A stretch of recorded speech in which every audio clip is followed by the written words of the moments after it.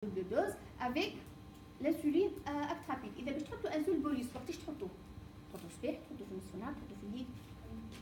الصباح ديبوغليسيمي ريسك ديبوغليسيمي باش ما يدوخش في الليل. إذا كان الجليسيرين تاع الليل إلفي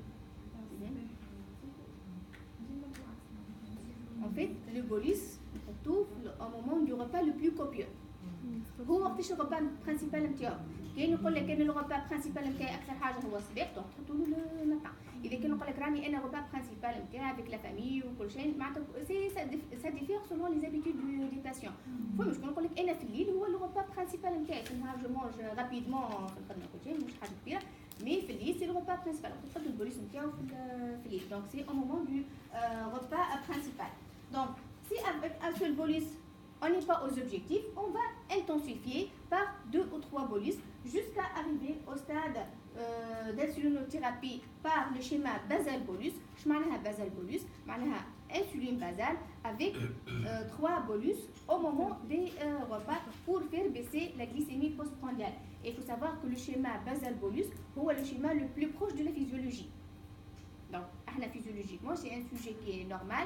On a la sécrétion basale d'insuline ou on a des pics de sécrétion d'insuline au moment des repas pour essayer de baisser la glycémie en postprandial. Donc, c'est ce qu'on va essayer de mimer dans les stades avancés.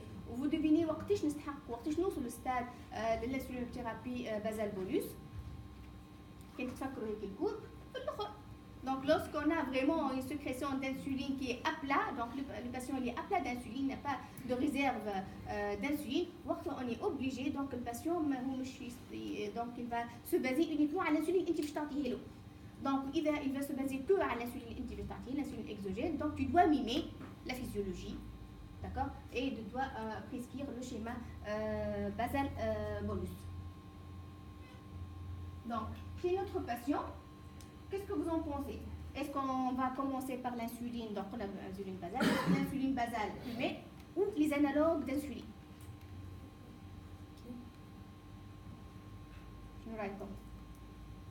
Donc, je vais vous rappeler quels sont les types d'insuline qu'on dispose. Donc, on a l'insuline rapide, il y a l'acte rapide. L'insuline intermédiaire, est l'insulatar. Donc, l'insuline biphasique, il y a le mixtar. Les analogues rapides, et sur le marché on en dispose donc l'Apidra et le nouveau rapide. Les analogues longs, l'Ontus ou l'Evemir, et les analogues biphasiques, le nouveau mix. D'accord? Et donc les différents types d'insuline. Et là je vais vous montrer la cinétique d'action de chaque type d'insuline qui va peut-être vous aider à choisir la bonne insuline. Donc, je te mets la courbe en bleu clair, donc la rapide, ce sont les analogues rapides, versus la courbe en rose. Et donc l'acte rapide. Surtout la différence de la cinétique de la courbe. Avec les analogues rapides, le délai d'action il est plus rapide. Surtout la courbe est le rose. L'action plus rapidement.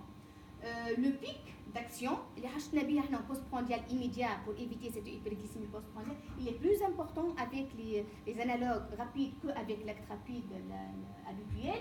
Et surtout cette durée d'action, surtout la durée d'action, il est plus courte avec les analogues rapides qu'avec l'acte rapide. Et ceci donc explique le risque d'hypoglycémie moins important avec les analogues rapides par rapport à l'acte rapide.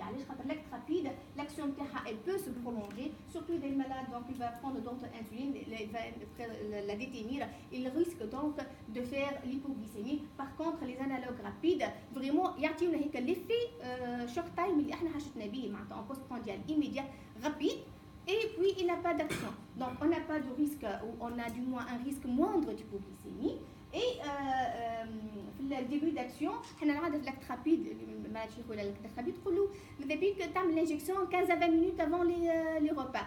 Ou avec les analogues, une fois le malade, donc le repas, il va faire l'injection et il sera couvert à l'analogue rapide, l'action est rapide. عمل l'injection تبدا l'effet نتاعها d'accord مش كيما l'actrapide لازم تستنى 15 à 20 minutes. Donc vraiment, les analogues rapides font mieux que l'actrapide. Donc maintenant, je fais le courbe en vert, il y a le courbe de l'insulateur. Donc le délai par rapport à la Livenir en orangé et par rapport à la Lontus en bleu foncé. Donc le début d'action, je trouve que l'insulateur il est retardé par rapport de l'orangé ou le bleu, l'action est plus précoce que l'insulateur. Et une chose très très importante, je trouve que le pic d'action en courbe verte qu'on ne peut pas tolérer, c'est ce pic d'action qui est source d'hypoglycémie chez les patients sous insulateur. Je trouve que la courbe en orangé et en bleu foncé, il n'y a pas ce pic d'action. C'est vraiment un profil qui est stable tout le long de la journée, qui va prévenir les hypoglycémies et vraiment on est plus tranquille et on est plus sécurisé, nous praticiens mais aussi les patients, surtout vis-à-vis du risque d'hypoglycémie. Et on a donc le risque d'hypoglycémie, c'est vraiment une source de résistance.